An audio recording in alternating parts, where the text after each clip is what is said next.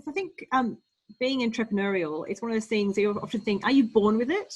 Or is it something that you can develop? I don't know. Yeah. What's your thoughts on that? It's a really interesting question, and all the people that we've talked to, that first of all, the word entrepreneurial, people don't necessarily identify with that term in terms of they wouldn't call themselves an entrepreneur. Some do, some don't. And in fact, in my early career, I saw entrepreneurship as being someone with a net worth over 1 million and having all these really cool, you know, toys and things that they, you know, that they're doing and adding value across the world globally. Whereas an entrepreneur, the definition of an entrepreneur is a person who sets up a business or businesses and taking a financial risk with the hope that it makes a profit. So, you know, yes, everybody who's a solopreneur, sole trader are entrepreneurs. So that notion of the, you know, what it actually means, it's, you know, demystifying that as well. So in terms of actually, sorry, go back to the question again, Joe. I went off a topic there. Well, I do that. Well, are people born with it, or is it something that they can develop? Okay. So what I would say is that I know, speaking from my own personal experience, as a kid, I had loads of things, like I was always selling something. And I remember as a kid, I used to, for those of you who were born in the UK and grew up in the UK, there was on the charts on a Sunday, there was the 40 top hits. And I used to get my mum to buy me tapes and bulk get tapes, and I'd record them. And then, yes, clearly that is illegal now. But I used to sell them at school, and I used to take orders for the kids. And I knew that once a month, because the charts might not change. So I used to put orders in every month, and I would make 100% markup, if not more. So I started doing things like that as a kid, but I was always very entrepreneurial. However, I would say that I didn't have the right support in terms of a mentor. Not that there is now, like there's an abundance of supporters out there, you know, in the startup community who are actually helping, you know, young people and also startups grow. So that I didn't feel at the time there was the support around me to be able to launch things. So it took me till I was a significant age of 40 to be able to back myself and go full time in the business. And that kind of was because I was made redundant. Prior to that, I'd had 4 other businesses that I'd launched, sole trader businesses, and, you know, the DJ business, which is another story. But again, I just backed myself. So going back to your question, are they born or are they made? I think it could be a combination of both, and it does depend. I mean, I know I've seen so many really talented people who clearly should be entrepreneurs, and clearly their results indicate that they should be, but fear holds them back. And we think, that really leads into the next point I was going to ask you about what do you find that does hold people back? Because I know I've got a similar story. And I know Marianne's got something similar. We both have always done something, sold something, created something. And I actually just wrote about my story in my book, actually.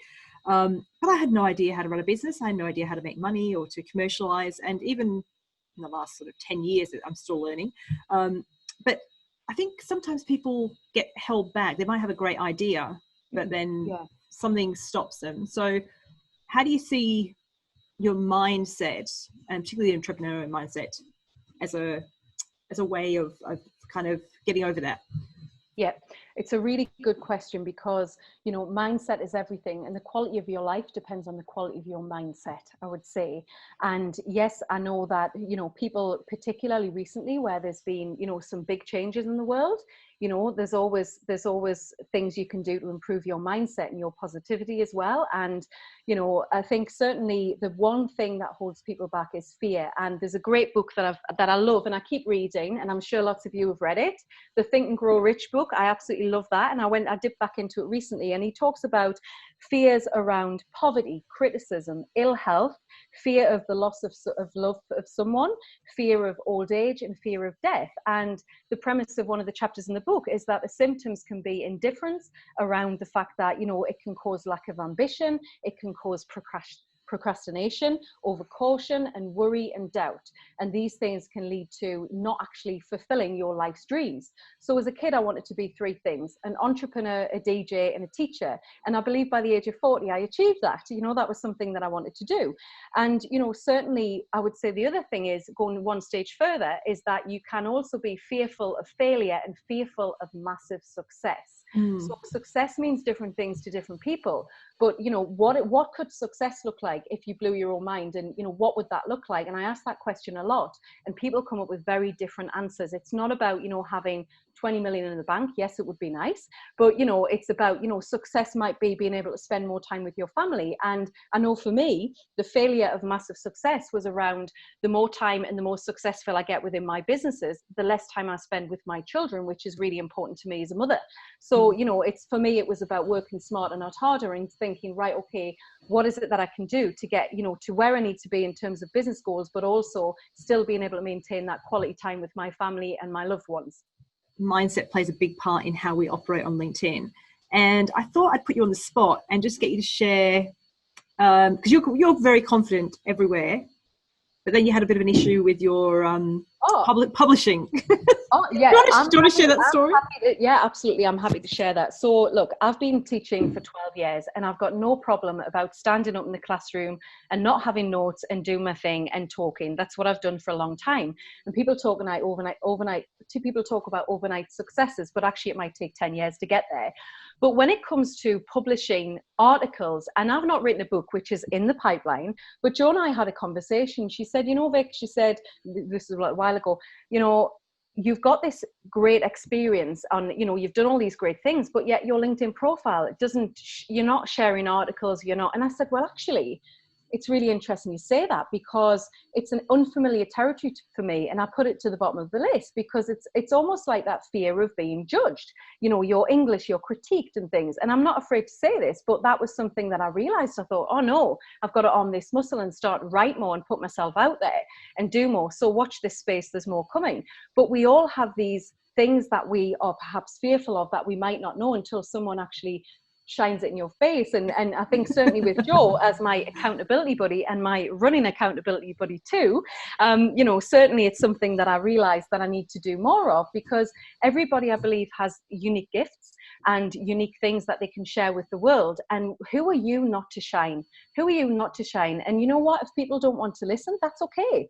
That's not for them, but there is someone out there who will love your advice and love to hear what you've got to say, because everybody has a unique gift in this world. And one of the best things that I was ever taught in my teaching career is walk in their shoes, and everybody has something to give. And that's so important. You can learn so much from anybody, you know, even the talk about the man who was putting someone on the moon and he was washing the floors. There's something you can learn from that person. So I think it's, it's quite interesting.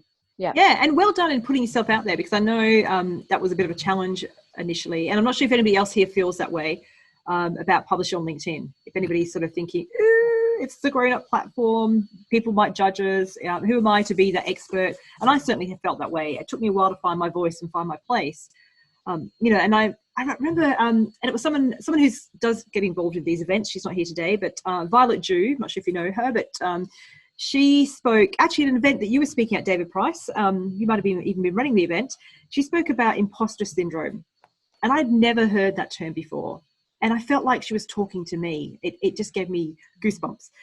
And then I realized that, you know, part of my own problem was getting in my own way, and, you know, this whole thing. And David Price knows I get in my own way all the time. Getting much better at that. But I just wanted to run a bit of a poll to see how everybody is feeling about putting themselves out there on LinkedIn through content or through the way you position yourself. So hopefully that's shown up on screen now. So go and vote. So how do you feel about that right now?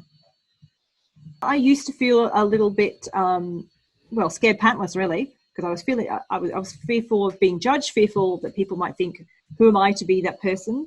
And even though now I'm pretty well recognized as a LinkedIn specialist, I still sometimes think, well, who am I? I'm not an official expert according to LinkedIn. You know, but at some point you've got to step over that line and back yourself, because if you don't, who is? And I remember seeing an article from Sarah Cordner, who joined us last time, and she runs the Entrepreneurial Awards, and she wrote this piece about why you should nominate yourself for awards. And that's something I never used to do. I used to think it was a bit weird and a bit sort of, I don't know, self-indulgent or whatever. But I realized that if you don't put yourself in for awards, firstly, there's a whole process you go through. But if you can't back yourself, you know, how can I expect anybody to back me if I'm not going to back me? So, all right, cool. So that's it. We're going to close the poll. and I'll share the results. So interesting results.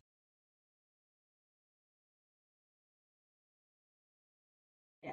So a few confident people, and some of those people might have worked with me. Hopefully, Vicki, you're confident now. 100%. Excellent. And comfortable is a good place to be, because that's sort of a nice, authentic way to be.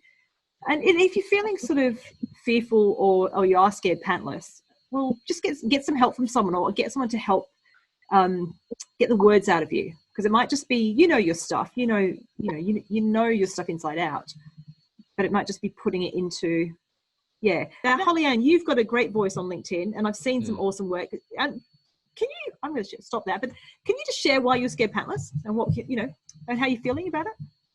Well, because I'm so shy and, dyslexic, I missed out the S because I was trying to type. And it's the fear of being judged all the time. And because of my topic as well, talking about child abuse, you are one of the only people talking about that. So you have to make sure your content's good and, Yeah, well, and your content's great. And I love what you're doing, because you're actually stepping over that line and talking about a really important topic in a way that's really, it just resonates well. Yeah. Well, and I do have to thank you, Jo, because you have sort of keep kicking me up the bum. Sorry. But it is really scary because even my big thing at the moment is, because I'm here in Perth rather than being in a remote community in the Northern Territory, this morning I got up early and was on a call with 2 women from Canada. So, through LinkedIn, I'm in 3 weeks, I'm going to be part of an international conference and stuff like that. So it's really scaring the shit out of me, to be honest with you. We're not supposed to swear, but it is really scary. Yeah. But that's okay. I mean, but the fact that you feel that's okay. It's keeping you grounded, keeping you real, but you've actually stepped over and done it anyway. And Rael just put in the comments Rael's book, Dive In. You're all about just getting in there and giving it a go, aren't you, Rael? Rael, do you want to share?